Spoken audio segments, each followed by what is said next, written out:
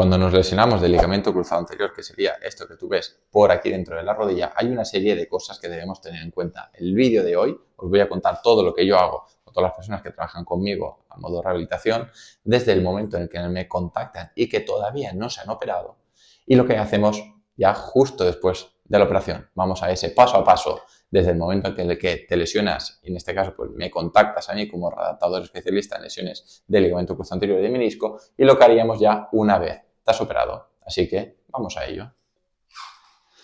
Y es que cuando te has lesionado del cruzado hay una serie de cosas que debemos tener en cuenta. Lo primero de todo, que siempre digo y siempre repito, es que no hay que ver el ligamento como algo simplemente estructural que se encarga de estabilizar la rodilla, sino que es un potente transmisor de información al cerebro.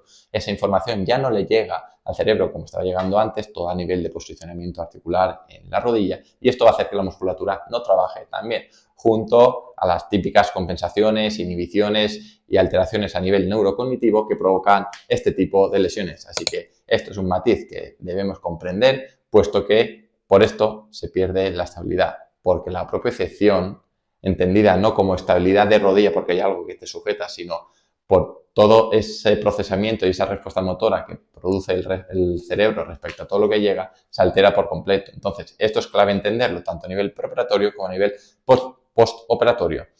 Al trabajar a nivel online nos vamos a centrar principalmente en darle todo ese trabajo específico a la musculatura para que empiece a trabajar de nuevo para lo que realmente está preparada. Eso es importante. Hay que comprender la biomecánica funcional y la anatomía funcional de nuestro cuerpo.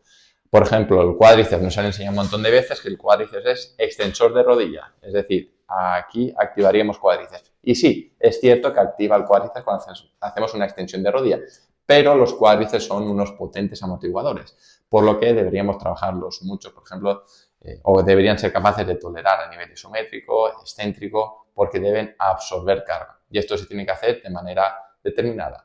A nivel de reflejo miotático, si hacemos test musculares, debería estar el cuádriceps normotónico, y a nivel de trabajo más dominante de carga axial o más dominante de rodilla, debería esa rodilla aceptar carga bien. No deberíamos huir, no deberíamos compensar. Y esto es algo que se debe empezar a trabajar desde el primer momento, porque si no, va el cerebro a huir de todos los movimientos y gestos que hagamos en la rodilla, y seguro que te pasa que cuanto más tiempo pasa desde la lesión, más quieres proteger la rodilla, y esto pues va a provocar luego que si se te carga la zona del glúteo, que si el tobillo lo tienes muy rígido, que si has perdido movilidad de cadera, que si el lumbar ahora también se te carga, y todas estas cosas que si ya te has lesionado del cruzado, pues buenamente ya sabrás.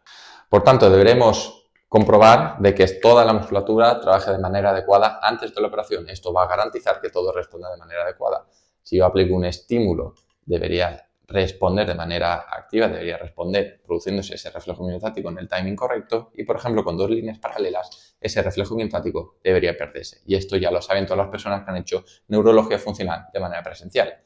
¿Qué más cosas tenemos que tener en cuenta antes de la operación? Pues por ejemplo, antes de la operación, unos cuantos días previos, a mí me gusta pasar toda una serie de test hasta el nivel o al punto en el que hayas llegado. A nivel de movilidad, a nivel de fuerza, si estás saltando, pues a ver cuánto saltas con una pierna, con la otra, mediciones de cuádriceps, mediciones de gemelo, contornos en general, etc. Cuanta más información tengamos antes de la operación, mejor. Así sabemos exactamente el punto en el que estabas antes de operarte, y también podremos ver cuánto tiempo has tardado en recuperar el nivel previo de la lesión. Todo, o de la operación en este caso. Todo esto pues nos va a dar mucha más información. Debemos objetivizar un poquito, debemos controlar para que la readaptación pues sea lo más objetiva y lo más eficiente posible. Entonces, ¿qué tendríamos antes de la operación? Primero, comprender y explicar realmente en qué consiste la lesión del ligamento cruzado anterior. Esto es algo que explico siempre. Debemos controlar y normalizar cuanto antes pues todo. Si hay inestabilidad, intentar minimizar esa inestabilidad y que todo esté pues más controlado, evitando, reduciendo el riesgo de que nos pueda pasar algo extra, porque algo que veo muchísimo es que la gente se espera hasta la operación, y muchas veces está castigando más la rodilla, pudiendo producir lesiones asociadas, como ya sea el menisco o un mayor desgaste de lo que sea, puesto que a lo mejor están haciendo ejercicio, pero es un ejercicio bien adaptado a lo que toca, o no están haciendo nada, produciendo todavía un mayor desfase entre el punto en el que deberían tener y cómo están. Entonces, cuando se operen, comparten de aquí abajo, les va a costar mucho intentar normalizar y esas personas ya no se podrán guiar ni basar en los tiempos más convencionales de recuperación. Entonces, esto pasa muchísimo. Haces poca cosa o lo haces mal durante el preoperatorio, luego no pretendas estar a las 10 o 12 semanas saltando, corriendo, igual que lo podría hacer otra persona, porque uno, a lo mejor tu contexto no te lo permite y segundo, no has estado preparando las estructuras para poder ser más óptimo y más eficiente después de la operación. Por eso yo siempre comento, cuanto antes empieces, mucho mejor. Si es el preoperatorio, perfecto. Y cuanto más tiempo de preoperatorio, todavía mejor. A nivel neuromuscular, vamos a producir una serie de adaptaciones, no solo de fuerza, también de músculo, y vas a comprender y saber pues qué tipo de ejercicios tienes que hacer, tener la técnica muy bien cogida y esto va a hacer que cuando te hayas operado, como los ejercicios, esa base de aprendizaje ya la tienes, te va a costar mucho menos poder realizarlos y como lo has hecho en un contexto también de un poco más seguridad que después de la operación, pues todo irá mucho más fluido y mucho más rápido. Y también, en tercer lugar, como hemos estado viendo, pasar toda una serie de test para ver exactamente el punto en el que estabas, a nivel de perímetros, masa muscular, a ver cuánto te mide el cuádriceps de una pierna, de la otra, podemos luego controlar periódicamente y ver cuánto cuádriceps ha ido perdiendo o si hemos sido capaces de minimizar las pérdidas de masa muscular del cuádriceps, porque algo que veo muchas veces es que en el preoperatorio, cuanto mejor lo haces, luego el contorno, el perímetro del cuádriceps que tú vas perdiendo, ¿vale? Porque pierdes fuerza, pierdes masa muscular después de la operación, pierdes menos en porcentaje que la gente que ha hecho un mal preoperatorio o directamente no ha hecho nada. Ese tipo de personas ya de por sí llegan a la operación con la rodilla hecha un flan, con la musculatura que la puedes tocar como si fuese un pellejo y que fue muy gelatinoso, por así decir, y luego volver a reactivar todo eso, pues como que cuesta un poquito más de la cuenta. Así que hay que comenzar enseguida. Entonces, todo esto a nivel preoperatorio y empezamos a preparar ya el postoperatorio. Unos días antes de la operación dejamos todo listo. Qué tipo de alimentación y hábitos debemos seguir, qué va a pasar exactamente, de tenerlo todo en cuenta, que si el electroestimulador, si tienes 2-3 cositas de material, cómo vas a dormir, qué vas a hacer, cómo te vas a organizar las cosas, qué va a pasar con el hielo y empezar ya o con la inflamación, empezar ya a dejarlo todo muy claro, muy listo y los 2-3 ejercicios que tienes que hacer ya el mismo día de la operación, una vez estás ya en la cama después de la propia operación, pues que los tengas ultra dominados y ultra claros para que cuando ya estás en la cama que te puedas poner a hacerlo y que no te cueste nada arrancar. Esto provoca todavía mucho más una diferencia abismal entre quien no hace todo esto y en quien sí lo hace, siendo al 100% de los casos de personas que hacen el preoperatorio, y esto me llevarás más de un año escuchando que lo digo, el 100% de personas que han hecho el preoperatorio conmigo, lo que es el postoperatorio en sí, la fase 1 no tiene nada que ver con alguien que me haya contratado esa misma semana, por ejemplo, que se opera o ya ha operado. No tiene nada que ver. Y a nivel postoperatorio, ¿cómo lo manejamos, por ejemplo? Porque dirás, ostras, ¿y cómo se hace todo esto a nivel online? Pues a nivel postoperatorio precisamente es donde más control hay. Yo lo que quiero es que todos los días la gente que está haciendo el postoperatorio conmigo me esté enviando fotos, vídeos constantemente de cómo está la rodilla,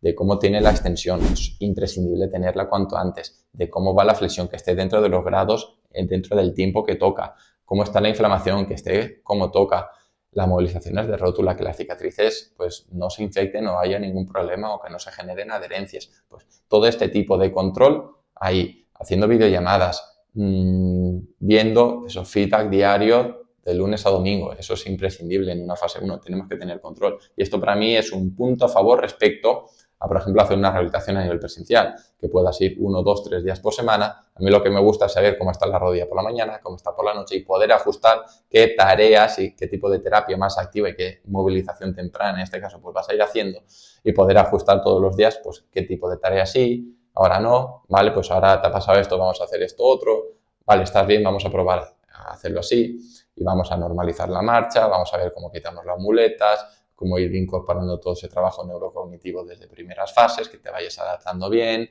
etcétera, etcétera, etcétera. Y todo esto dentro de una visión y de un enfoque integral, que es como a mí me gusta hacer las rehabilitaciones. Puedes mirar ya en mi propio canal de YouTube decenas de vídeos que tengo hablando de todo esto que te pueden ayudar un montón si es que es tu caso y estás en este punto.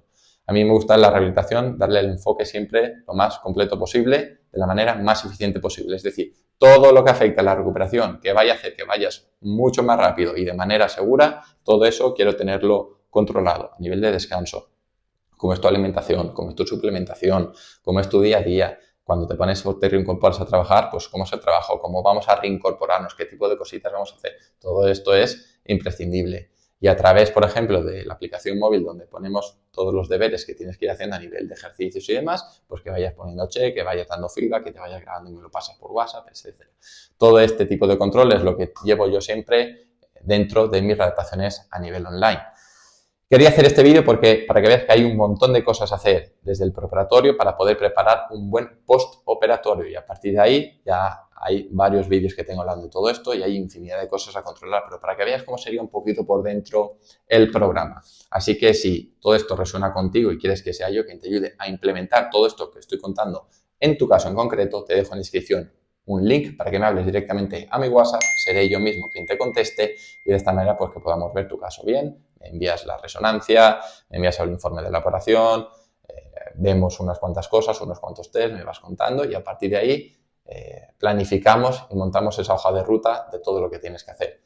Muchas gracias por haber llegado hasta aquí, nos vemos en el próximo vídeo, dale like, suscríbete para no perderte nada relacionado con la lesión del ligamento cruzado anterior y de menisco, espero que te haya gustado, un fuerte abrazo y hasta la próxima.